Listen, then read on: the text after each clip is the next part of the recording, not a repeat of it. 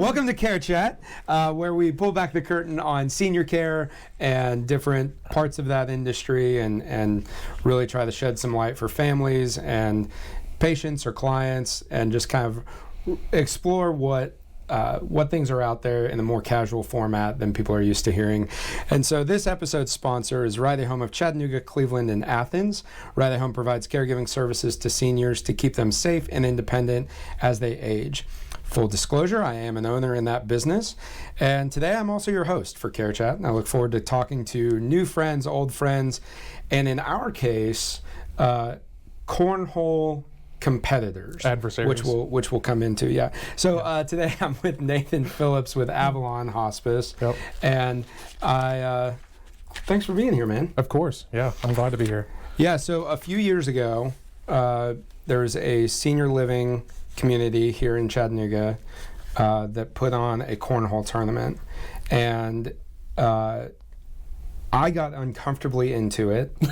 And that's not stopped since. I hate losing, and that's I think that's where you and I met. It is was Yep. that one, and that was probably 2018. Yeah.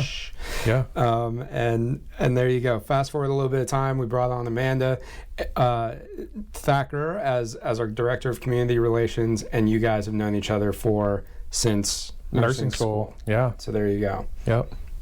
Just a roundabout way of crossing paths a few times. Yep. And then Amanda told me she was coming to ride at home, and I was like, "Oh, I know them." Dang it. Yeah.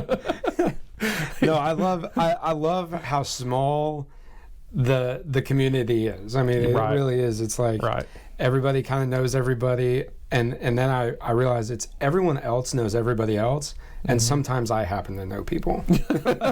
But everyone's connected in some crazy way, and so speaking of nursing school, let's go back.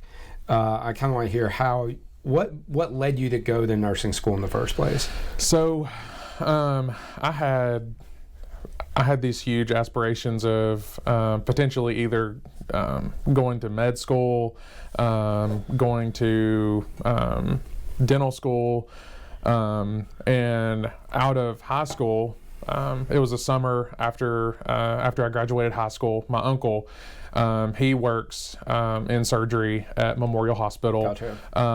And he told me that he's like, "Hey, there's this really cool job that's going to kind of get your foot in the door for the medical field." He's like, "I know you're kind of, both of my parents are paramedics, so I just kind of gravitated that way anyways." Just hearing stories my whole entire life. And then he wanted me to come check it out. So I wasn't 18 yet. It was, my birthday is July 7th. It was like May 7th. They hired me to work in surgery. I have no experience whatsoever, like in the medical field. They hire me, and then the day I start, I come in for my orientation, and they're like, "Hey, wait a minute. We didn't realize you're not 18. You actually can't start for another month." So I had to leave and come back, and I had to go to orientation on my birthday, on my 18th birthday. And it was working in surgery, helping set up the anesthesia machines, helping turn over the operating rooms for the next procedure. Hold it if there was a knee replacement, I would be the one to hold the leg while they were prepping the leg, or an amputation, holding the leg. And I got to hold a heart. That's crazy. During a heart procedure. There's a certain point where someone's got to be holding the heart in order for them to attach the vein when they're doing a bypass. So how do you know that you can do that before you're asked to do it? Like, are you taking do they test the steadiness of your hand? Not at all. How do you know that you're capable of doing that? Not at all. So basically, if I could stand up and show you how you have to stand, first of all, you're on a bed that's, elevated, and then there's 5 or 6 people already in this procedure. Yeah. So the actual holding of the heart part kind of sucks. Yeah. So Totally. you've got to turn your arm this way and stand to where your arm can just barely fit. And then they put your hand where you need to place it and say, don't move. So for about 35 minutes, I'm standing here like this, and I'm not able to move. Yeah, it was actually miserable, but then when you get done with it, you get to go tell everyone, like, I just held this person's heart. Yeah. Like, in my hand. God, that's wild. Okay. Yeah. So what would have happened if you were just like, didn't have the stomach for it? Would you have known before that? I would have known well before. Okay. At the point where they asked me to come in and hold the heart, I had been doing this job for like 2 years. Oh, okay. So the way this had started out, I was like, was this like day 3? Yeah, no. No, this is, hey, we're running short on surgical techs. Do you have anybody who's in nursing school or has the aspiration? So then the perfusionist is the person who runs the heart pump during a bypass. Got it. So during a bypass, I'm probably going to start talking well above my head even. They shift the blood from the heart. So there's no blood going through the heart. It's going through a machine that's set off to the side, and it's just circulating through that machine through the rest of the body. He brought me to the side, and he was like, hey, before we go in here, I want to talk to you for a minute. He goes, what's the definition of death? And I was like, I guess your heart stops beating. And he goes, wrong. He goes, what you're about to see and what you're about to do is you're about to hold a stopped heart. He goes, but I'm going to be running the blood for the heart for the rest of the body over here. And I'm like, oh my God, what am I doing here? And I was so nervous. I don't know how. So then you asked me what got me into nursing school. So I brought you all the way around just to say, by working in surgery, I wanted to go to nurse anesthetist school. Oh, yeah, yeah. So instead of going to dental school or medical school, I was like, I'm just going to be a nurse anesthetist. The job seems really cool, just putting people to sleep and, hanging waking out. Them up. And they make really good money. Yeah, so I thought, I'm going to do this. And then I went to nursing school. Wow. Yep. So... Okay, and this was what year? So the 2008. Okay. Is when I started. Okay. Yep. Got it. And then, so you get through nursing school, and you're kind of faced with another kind of crossroads. It's like, do I kind of stay on this path? Do I go, and something that I've learned, not coming from healthcare, is the sheer amount of places that nurses can go once they're done with whatever level kind of they're at. So what was the first thing you did? Like, what was your first job as an RN? I guess, was it RN? So yeah, it was. So as an RN. So funny, I bought my first house in 2013. Okay. And after I bought my house, that was right before the last semester of nursing school. Okay. And right before the last year of nursing school. Okay. And so I bought my house, and I just couldn't quit looking at houses. It was like an addiction to me. Yeah. And my wife is like, what are you doing? Like, we bought our house. Like, we're not buying another house. Yeah. So I called my realtor, and I was like, hey, so I was like, what if I went and got my real estate license? Could I come work with you? And she was like, of course, because we got really close. Yeah. And so I did. I went and got my real estate license right before the last year of nursing school, just during the summer. It's a 2-week course. You go take a test. You're good. Right. And so I started working with her. I passed nursing school, passed the NCLEX, didn't go to work as a nurse. Okay. So I actually worked as a realtor for a couple years, for 3 years. And I still am a realtor. Yeah, I knew that was something you still had, but I didn't realize that was what you did right out of nursing school. Yeah. That's interesting. So then I went to I started working with my realtor, and then doing well. I was, selling a bunch of homes. It just worked out. I was right at the age where most of my friends were starting to buy homes, so I was able to, kind of sneak in and, start selling homes. And then my wife got pregnant with our first kid. Yeah. And, as a realtor, like, you either make really good money or you don't. Yeah. You can make 75% of your whole year's salary in 1 month.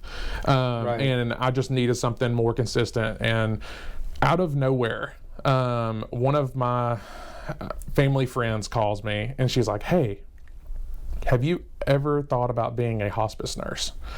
I was like, "No." Yeah. I don't know anything about hospice other than people get on hospice and then they die. Right. I don't know. Like in nursing school, right? They don't really hospice is not on the NCLEX. In nursing school, they teach you how to pass the NCLEX, essentially. Right. Not really even how to be a nurse.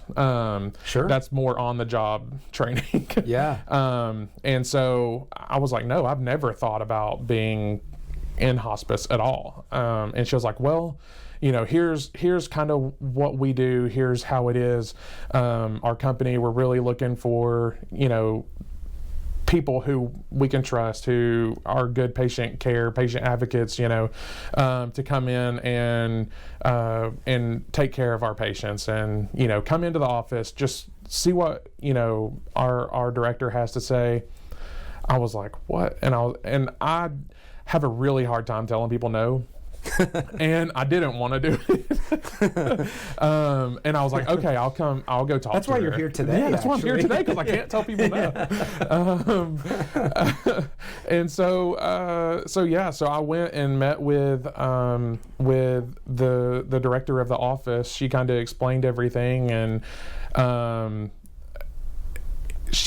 she was like, I really need nurses. She was like, you don't have any nursing experience. I don't normally hire people who Right. have no nursing experience at all. Right. And I was like, okay, all right. And she was like, but I want to offer you a job. And she was like, it's a salaried position and the salary is this. And I was like, oh my gosh. Yeah. You mean I can be a nurse? I can be a nurse and like make that much and money? do that here? Yeah. Yeah. And I called my wife on the way home and she's like, well, how did it go? I was like, I'm going to be a hospice nurse. Yeah. She was like, what? I can't say no to Yeah. this. Yeah. And so that in 2016, I started as a hospice case manager, seeing patients at home. And so I've been doing hospice since then. Okay. So I have a lot of friends who went to nursing school at ETSU. That's where I went for undergrad. And a lot of friends who have ended up either RNs or PTs or something along those lines, where they, you go through and you go through the schooling part, then you end up with a job, and then the education starts. Yeah. And you've kind of said the same thing of like, it's on the job training. So one thing with, and this is true probably across all nursing, I feel like it's exceptionally true with hospice of anything I've ever seen. I would say like maybe ER or trauma would be the other closest thing, in the sense of you cannot fake being a hospice nurse. Right. Like, maybe the first 6 weeks while you're trying to figure out what exactly it is and how it's different or what your role is. But that, it seems like a pretty heavy, just emotionally taxing role to play, because it's not just patient care, right? It's like family counselor, and you're the like go-to resource for the patient's loved ones. It's not like you're just helping that person. So it's like the hardest job. I would put teaching in this category, where you just can't fake being a teacher, right? Like it's too emotionally hard. Yeah. Unless you're a PE to teacher. Well, maybe, yeah. But to just do that day in and day out and not like feel Right. all the feels. And I'll say, I when people ask me what I do, I'm kind of like, I'm gonna have to tell them. Yeah. So it's like, here it comes. You know, I'm like, they're like, what do you do? I'm actually, well, I'm actually a hospice nurse. And then they're like, oh, Yeah. Right. you know, oh my gosh. Yeah. You know, Yeah. how do you do that? That would be awful. There's people dying every day. Like, that's terrible. And I'm like, no, that it's actually the opposite of that. Yeah. Because by the time someone is referred to hospice, the family is usually already in a place of, except they know what's coming. The patient, you know, a lot of times doesn't know necessarily, but when they do, the patient knows. And then we get to come in and provide a lot of assistance to them that they didn't have before they were on hospice care. Right. And that goes a long way. You know, we actually send out a survey after our services are completed. So whether the patient passes away or if we, you know, they get a little bit better and we have to discharge them back to their primary care doctor or something like that, they send out a survey, and I think it's like 65% or 70% of those patients say they wish they would have been referred to hospice sooner, because of being able to receive that help, you know, sooner rather than later. A lot of people don't get to experience their hospice benefit because, you know, they wait and elect hospice so late in their disease that they, you know, end up on hospice for 1 or 2 days. Yeah. A lot of people don't realize that hospice, as long as you qualify, we've had patients on our services for 2 years. And, you know, people hear the word hospice and it's almost like a bad word, you know? And so that's one of the reasons I wanted to come talk today, is because you get to take that bad stigma away from the word hospice, because it's not a bad word. Yeah. So when we opened in 2016, opened right at home, and after I learned what we do, one of the first things I remember learning was more about what hospice does, because I came in not really understanding that either. I was like most every person that I've ever talked to, of like, you know, oh, that means they're, you know, they're actively dying or something. Right. And it's like, we kind of say this thing and right at home, and I think about it a lot with senior care, is like, let's start talking about living. Right. And it's not it's not talking about dying. It's let's talk about living. Like, here are the cards that you're dealt. Let's make the most of what that looks like. I mean, whether it's for the person or the family. And, you know, we've worked with a lot of hospice agencies in town. I think by now probably all of them that I'm aware of. And Avalon is always in that top couple that gets talked about because of just the quality of the experience that the family has, not just in the direct care, because I think that might be somewhat similar across the board, because you can't fake being a hospice nurse, right? The person that shows up in the living room or the bedroom of that client or patient is going to be pretty good at what they do, period. But the support that the agency gives to the family and the ancillary support and communication is kind of what sets people apart. And I feel like that's true for us too, but I think that's why we really like you guys and just working together anyway. But what we hear just in the community, you guys have, you know, a great reputation because of that piece. Good. And, you know, and we want to keep it that way. One of the things too that you know, one of the questions when I meet with families who are contemplating electing hospice is they want to ask, like, you know, who's coming in my home? Like, how, you know, can it be the same person? You know, continuity of care is very important to us. So making sure that our staff are constantly the same ones who are in and out of these people's homes. And then they ask me too, like, you know, are they background checked? Are they, you know, all these list of questions that I'm sure you all get as well. But one of the things that I can say is, you know, if someone's not meant to be a hospice nurse, they get weeded out really quick. You either are a hospice nurse or you're not, and if it's not going to work out for you, you usually move on pretty quick. I would That's no surprise Yeah. at all. Yeah. So one, and just this is going to be a total like diversion from what we're talking about. Mm-hmm. When I read your bio, one of the things on there, are you ready? Which bio? No, yeah, the one that I don't know who read it. No, but one of the things that you like to do for fun. So I would think that with something as heavy as what you guys are around a lot is being able to disconnect and not think about all of the emotions that you think about all day. Yep. So I know you have a family. I do. But you also like to grill and smoke various meats. Oh, yeah. And I also like to grill and smoke various meats. Okay. So I'm curious, what are you best at? And maybe what's the thing that you wish you were best at? So what I'm best at? Yeah. Probably either brisket or turkey.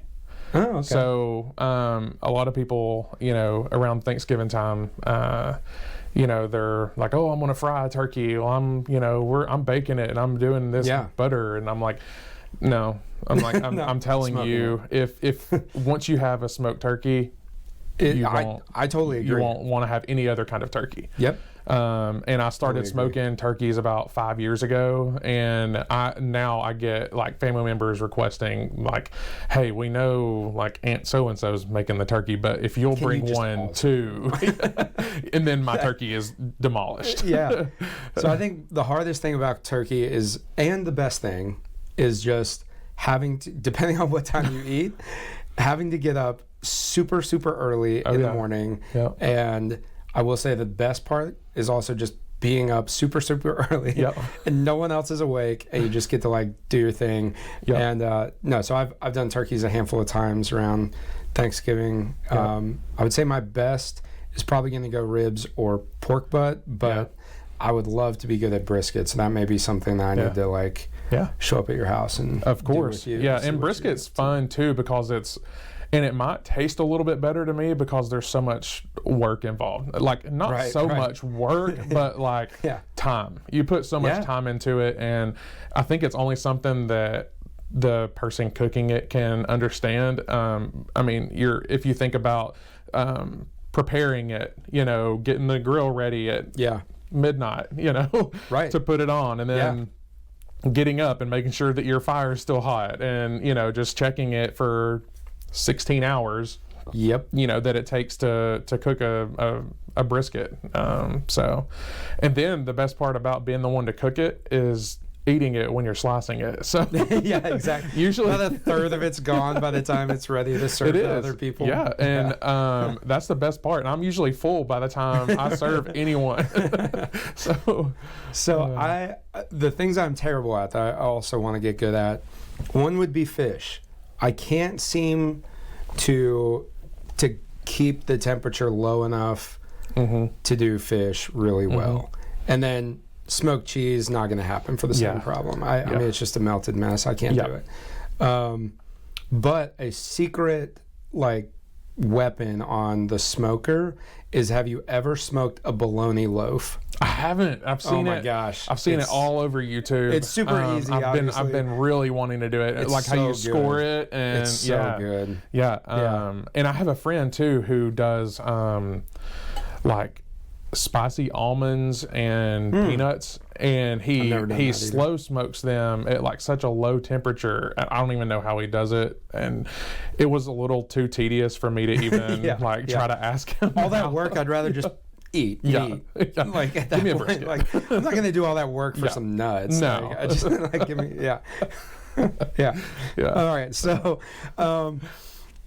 when you obviously just kind of like jumping back into hospice because there's that too.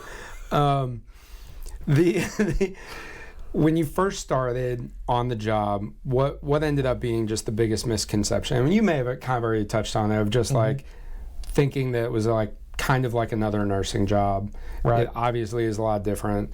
But so maybe you could speak to it for what you've observed since then. I mean, you've been around Avalon long enough and hospice long enough to see new hospice nurses come in, and some succeed, some fail. What do you think is the biggest preconceived notion, or whether they learn the fastest, or whether you think is kind of that, I don't know, that turning point for someone coming in on the job side of it? What does that look like? On the job side, I think it's more of the intangibles that people have to have before they come to hospice. So what kind of, you can train someone and teach someone how to be a hospice nurse that has no hospice experience, but you can't teach heart. You can't teach the compassion aspect.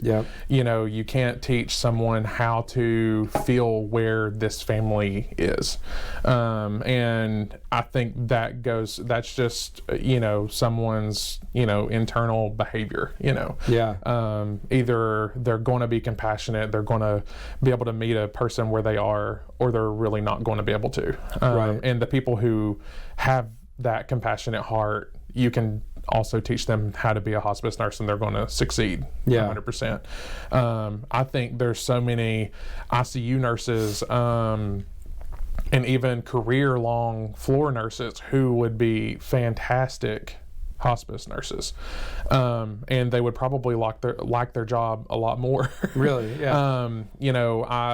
I told you I worked in surgery, and then actually, because of Amanda, I moved into the nurse tech role in nursing toward the end of nursing school, in the ICUs at Memorial, and so working as a nurse tech and all that, and totally forgot where I was going with that, but just being around a lot of different types of nurses and seeing them when they start in on hospice, kind of that big. Oh yeah.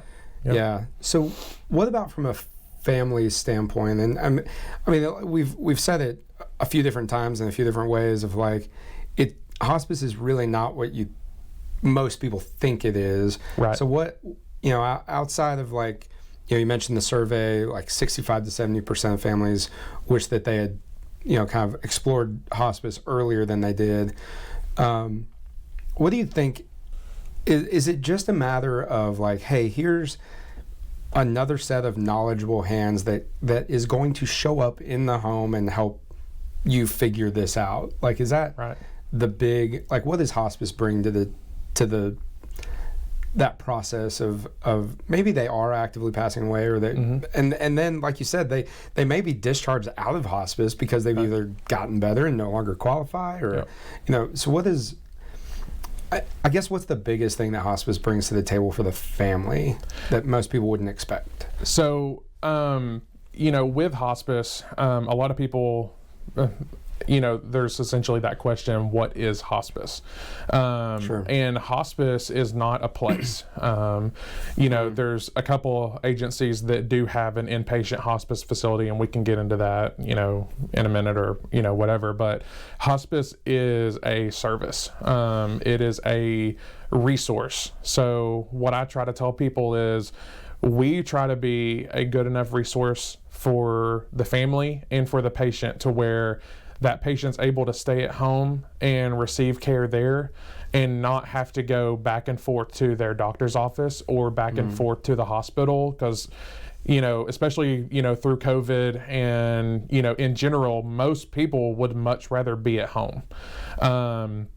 And with us, we have nurses who are coming into the home, doing a nursing assessment, monitoring vital signs, managing their medication with our physician. So making sure that they've got everything they need. A lot of times, some patient will be labeled as a non-compliant patient, but really they just don't know what their medications are and what those medications do. And so our nurses can, fill up their medicine planner for them, and show them which medicines to take, and when to take them. most of the time when patients end up in the ER, it's because of this problem that has snowballed. It started small. Right. It started if today's Friday, it started on Saturday or Sunday, but now it's snowballed into this big issue to where they're like, dang it, I've got to go to the hospital now. So then they call 911 or have their family take them to the hospital. Right. Where when they're on hospice, we've got our nurses, our CNAs, our social worker, our chaplain, a whole team of people are coming in to see you, and if you've got something going on, then it's something that can be addressed, a symptom that can be addressed. Early, it'll get caught earlier, yep. and then it doesn't snowball into this big issue that lands you in the hospital. So I think it's just having someone there and able to monitor those things, a lot closer. It helps prevent a hospitalization. So yeah, which is huge. So we have another thing in common, and that's that we like watching sports. Oh yeah, so I'm just flip-flopping all over the place. No, that's fine. I'm a huge sports guy. So I know you're a Georgia fan. I am. Which is Go Dogs.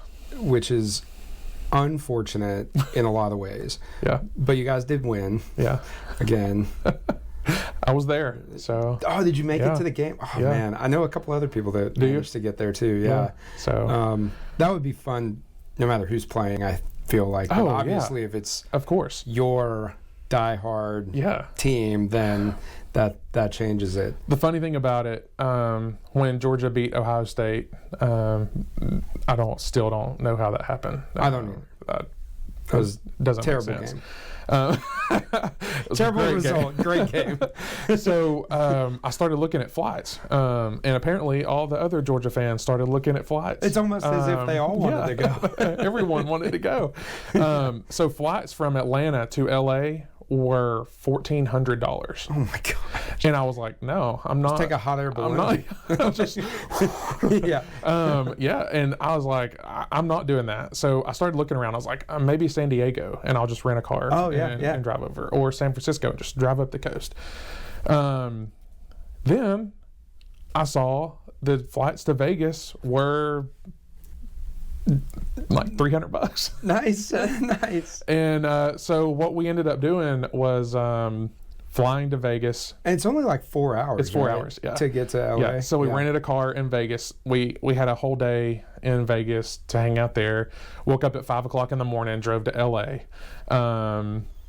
Everyone. I've driven through LA before. It's so what's crazy? I don't know. They had a what do they call hurricanes out there? Cyclone. They had a bomb cyclone coming through. What? I'm telling you. I watched ESPN like all day. I somehow missed I'm telling you, I have never seen rain like I did. They say it never rains in LA. It pours. So we were on the Santa Monica Pier talking to the guy in the little burger shack there. Sure. And I was like, it was pouring rain. It was like 40 degrees and pouring rain. It was miserable. And so we're in there just to try to get covered and eat lunch before we head to the stadium. And I was like, how often does it rain here? And he said, well, I've lived here 9 years and I think it's rained 20 times. Oh my gosh. Wow. And then you're like, well, in so Chattanooga, lucky. in the last 30 days, it's rained 20 times. We got more rainfall in Chattanooga than Seattle did last year. So I believe that for sure. So it rained the whole time. And then I was white-knuckled for 2 hours on the way home, like just staring at the puddles in the road because their drainage system in California is horrible because it doesn't rain. Right. And so there's puddles. Like you couldn't even drive in the left lane of the interstate because it was just underwater. And so I was a nervous wreck, but then it finally stopped raining and we were able to drive the rest of the way in, and then flew back the next day. So that was the craziest 72-hour travel of my life. That's pretty wild. I'm still trying to recover from it, and like we're a week out now. So man, I'm glad for you that they won. I'm not a TCU fan, but Yeah. I was kind of rooting for the underdog there. I will say, Which lasted all of like the first 7 minutes of the game, and I was like, wow, I'm not even sure I can watch this. they had the nicest fans that I've ever encountered. Cool. I'm used to like SEC fans, you know, Yeah, like they're all terrible being at Tennessee or at Florida or, you know, Or Alabama. God forbid. Yeah, Alabama. horrible. No offense to anybody. Alabama fans, terrible. Yeah. But yeah, their fans were phenomenal. I think they came in with the "we're just happy to be here" kind of attitude. Yeah, that's awesome. And Georgia came in with the "we're going to kill you" attitude. And did. And we should say Amanda is an Alabama fan, so we're allowed to give them a little bit of grief. I don't know if you've got this in my bio, but I do happen to be a matchmaker. Interesting. So okay, I'm open. I mean I'm married, but yeah. So I'm not open. Me to too. it. Sorry, but if I know two people, my brain just starts going like, hey, I wonder if that would work out. Yeah. So I actually introduced Amanda to her husband. So So how many people have you matchmake? Like, is this like? Well, are you one for one, or is this like what's your record? I think I'm about 2 for 3. Okay. The other one went horrible. Sure. So Amanda and Sean, they're still together. So there you go. And I got to meet Sean about a week and a half ago. Good. Super cool guy. Yeah. Really cool guy. He's an Alabama fan. He's as cool as an Alabama fan can be. So. Right. Yeah. So a solid 5 out of 10.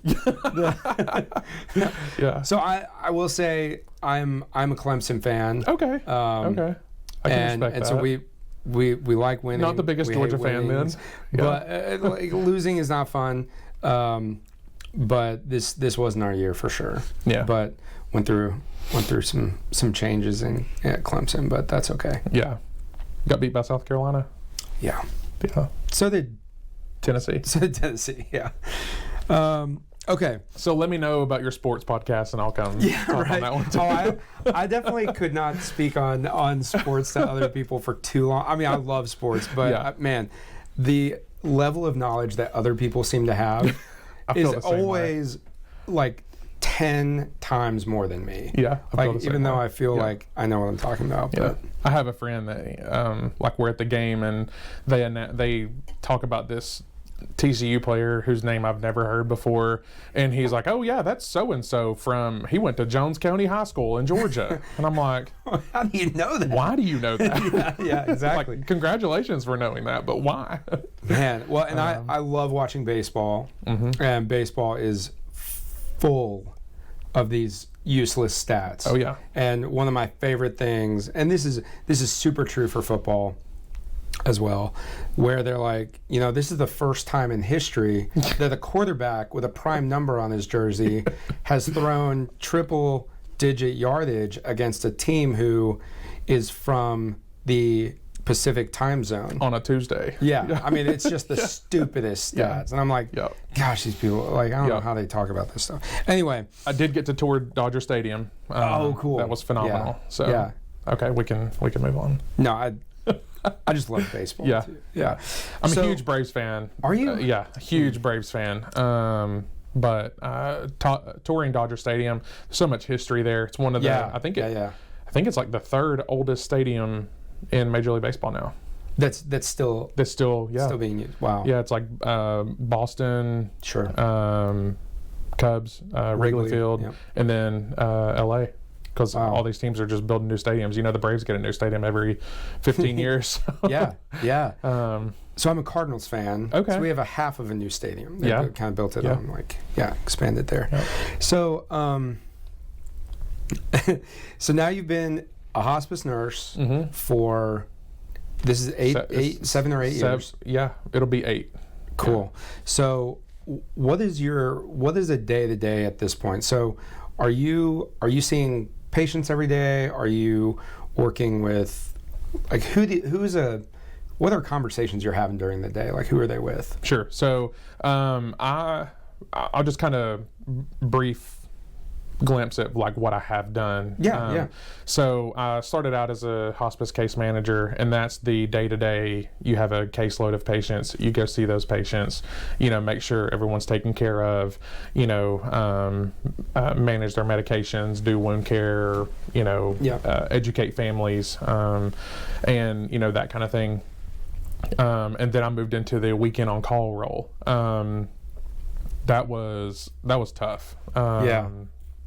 You get about 6 years of nursing experience in one. Because the calls you get at 3 o'clock in the morning they're not good. They're not good. There's a reason that they're calling, Right. And so I did that, and then I transitioned into a clinical liaison role. So now I'm a clinical liaison. So the only time I really do direct patient care is if it's an inpatient hospice in the hospital. Okay. And that's for a patient who has unmanaged symptoms, so like unmanaged pain, unmanaged respiratory distress, those types of things where they're requiring like scheduled IV pain medications and that we can't do at home Gotcha. On a typical case. And then that's to get symptoms managed to transfer home or whether they pass in the hospital. Other than that, what I do is I'm more on the front end of the patient's hospice journey. So the hospital makes a referral to hospice, and they say this patient needs to go home with hospice when they're discharged from the hospital. So I meet with the family. I have the hospice conversation. 1,000 times a week. So I have the whole entire hospice conversation, help answer any questions that they have, try to help dispel any myths, about hospice, and then we determine a discharge plan. So if it's, going home that day or the next day, I'm the one that orders the equipment that goes to their home, whether that be a hospital bed, oxygen, walkers, wheelchairs, bedside commodes, all those types of things. I order those through an online system, and then I make sure that gets delivered through the DME company that we're contracted with. And then once all that's in place, I'm the one that sets up the ambulance for that patient to go home. And then I coordinate with our nurse who's going to be going out to do the start of care visit to kind of connect them with the family. So I get to be on the front lines of initiating the hospice journey for them. Yeah. So probably one of the biggest takeaways, it's that seems like a really cool role for you. That's a lot. Every day it's totally different kind of stuff. But I think one of the key takeaways for a family who might be listening is all of the stuff that you just mentioned are things that they are in turn not having to figure out. Right. And my goal, sorry, I didn't mean to interrupt you, but please. My goal is for all of that to happen in the background, and they have no idea. All they know is that, okay, have Uncle Billy open the house to have the equipment delivered, and then he'll be going home in a little bit. But there's so many moving parts, in the background with, obtaining discharge orders from the hospital to finding out what medicines they're going to be sending them home with, to sending those medicines to our office and getting them called into the pharmacy that the family can pick them up at, getting the equipment delivered. Calling the equipment company, where are you? This is a stat delivery. You were supposed to be here an hour ago. The ambulance is scheduled in 30 minutes. So there's so many. It's like the stars have to align, and there's a lot of panic that goes in and stress that goes in with that because the thing is, these are real people that we're dealing with. If that patient doesn't, they have a goal to make it home, and if that doesn't happen, their families are going to have to deal with that grief. So there's a lot that goes into that aspect of things, and I don't know, I love it. So that's just a massive amount of logistics that you're handling. That the adult son or adult daughter is just able to be the adult son or the daughter. They don't have to play customer service rep and delivery person and setup person and, you know, calling to say, hey, where are you? You know, or transportation person and all that stuff. I mean, that's probably, you know, when I think about an impact moment, that's got to be one of the biggest ones I would think of. Like, you may not know we're here, but you would definitely know if we weren't exactly. here. Like, exactly. And that's got to feel like, that's got to be just an incredible feeling for sure. It is. There's a lot of satisfaction and that I get personally from, you know, being able to help, and then I get to be the one that explains what hospice is and what we do. So then in turn, you know, they're thinking, wow, like, you know, I didn't know that y'all could do that. I thought y'all just came in when somebody was passing away. Yeah. And so I like to do that. You know, I get a lot from that. So that's awesome. So if I'm, you know, a nurse or thinking about going into nursing, what is the best way for me to learn a little bit more about what hospice nurses do? Is there a good website or good resource, or is it just a matter of like, hey, call around, see who's doing it, and just take them out to coffee? Like, I mean, I would say I'm always open to meet with you know, prospective nurses who, you know, want to think about going to hospice, and that's whether they're, you know, going to go work for another agency or whatever, and or just even a quick phone call, you know. But two, I would just say I learned a lot when I first got into, when I agreed to do that interview, by just, there's a National Hospice and Palliative Care organization, and you can go on their website, look through everything, and then you kind of learn, you know, hospice eligibility, those types of things. So there's a bunch of different things that you can be eligible for hospice for, and it's not just because you're, you know, at home about to pass away with cancer, you know. Right. You know, through heart failure, kidney failure, COPD, respiratory diseases, all types of things. Okay. So what if I'm a you know, adult son or daughter or somebody, and I'm thinking like, okay, this is probably going to be a reality for us, or maybe it already is, and I don't want to be one of those 70% of people who wish they had done it sooner kind of thing.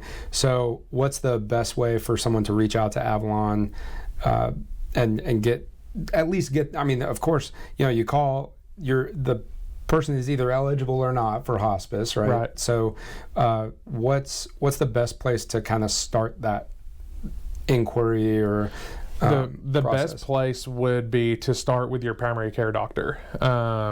So reach out to your primary care doctor, ask them about hospice.